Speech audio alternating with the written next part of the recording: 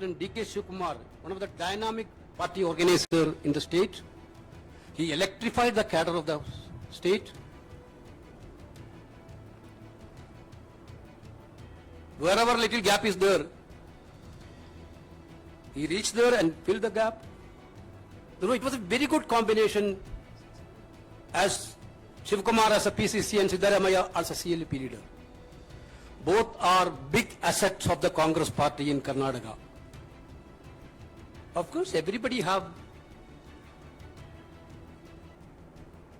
their own wish, their own desire to become a CM. They deserve it also. Both deserve it also. The Congress president had a series of consultation with the senior leaders and one-to-one discussion with the Siddaramaiah ji and Kumar. We are all the part of that discussions. And two, he took opinion from Madam Sonia Gandhi, Rahul Gandhi and Priyanka ji and other senior leaders. Finally, Congress president took a decision on Karnataka's CLP leader issue. He conveyed me, he authorized me to convey his decision, Congress president decisions, to the media, through the media to the people of Karnataka and the nation. He decided to make Siddaramaiah as the Chief Minister of Karnataka.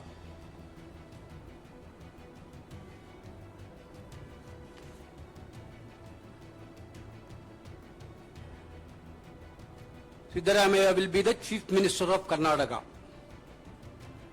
D.K. Shivakumar will be the only one Deputy CM of Karnataka. He will continue as a PCC President till the Parliament election is over.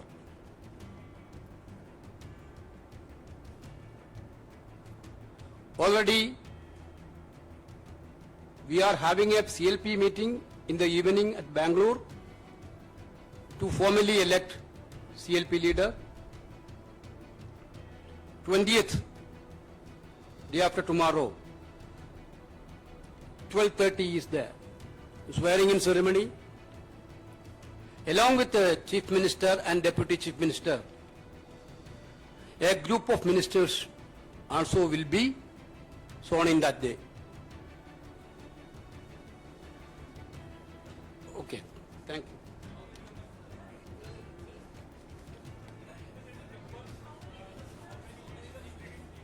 That you will know. नमस्कार साथियों, जैसा कि आदरणीय केसी वेणुगोपाल जी ने कहा, भारतीय राष्ट्रीय कांग्रेस की कर्नाटक प्रदेश में भव्य जीत का सेहरा असल मायनों में 6.5 करोड़ कर्नाटक के भाई बहनों के सर पे है, क्योंकि ये जीत कांग्रेस पार्टी की नहीं, सही मायनों में हर कन्नडिगा की जीत है।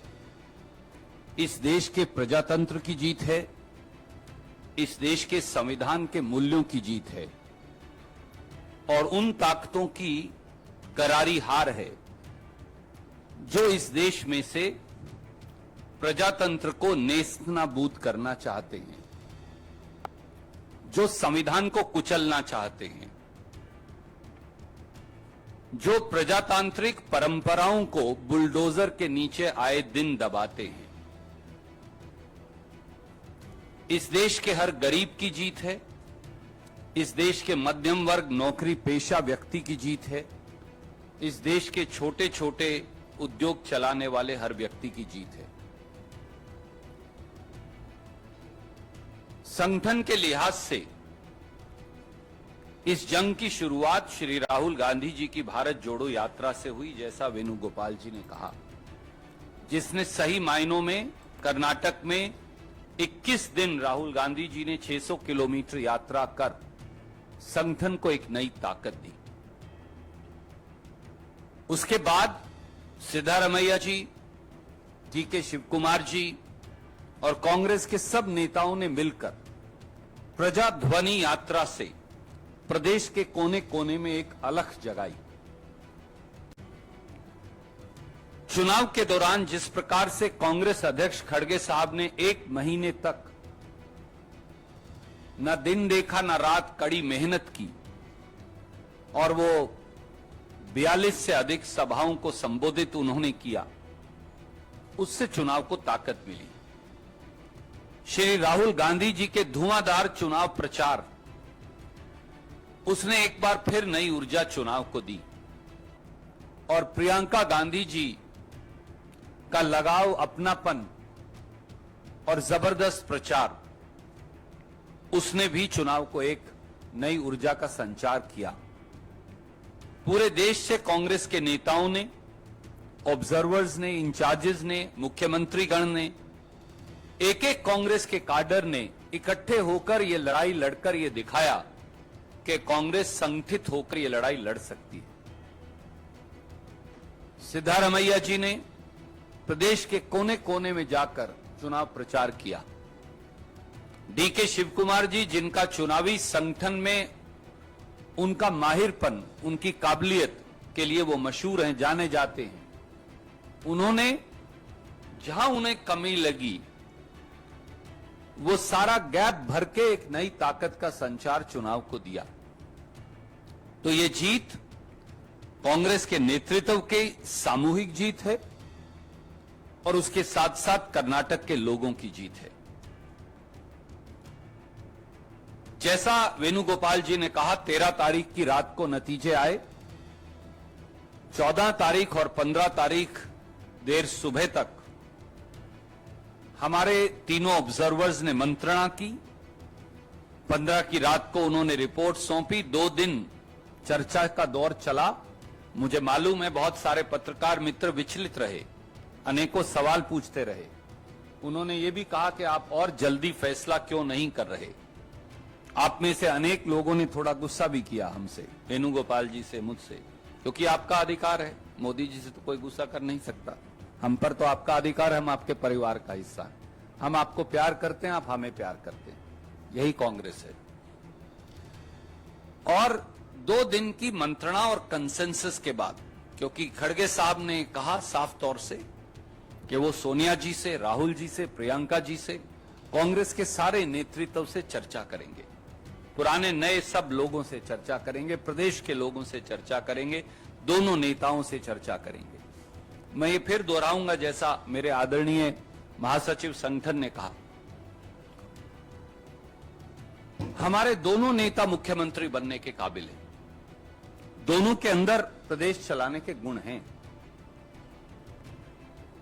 और कई और ऐसे लोग हैं जिनमें बहुत काबिलियत है, पर एक ही व्यक्ति पर निर्णय करना है। इसलिए सबसे मंत्रणा कर आदरणीय खड़गे साहब ने निर्णय किया कि विधायक दल के अगले नेता और मुख्यमंत्री श्री सिद्धारमैया जी होंगे और उनके साथ कंधे से कंधा मिलाकर उप मुख्यमंत्री के तौर पर श्री डी.के. शिवकुमार जी काम करेंगे।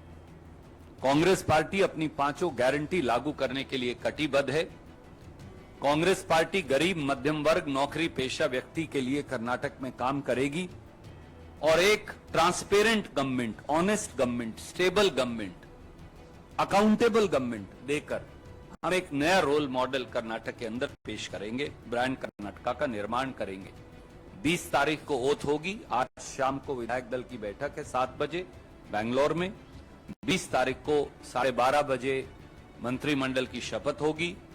मुख्यमंत्री, उप मुख्यमंत्री के साथ कई और साथी भी मंत्री पद की जिम्मेवारी ग्रहण करेंगे। बाकी के सवाल जो हैं उनका जवाब हम बाद में देंगे। Yeah. We are inviting the like-minded party leaders to be the part of Swayam. Power sharing formula is to share the power to the people of Karnataka. That's all. Only that is the power has to share the people of Karnataka. Nothing else.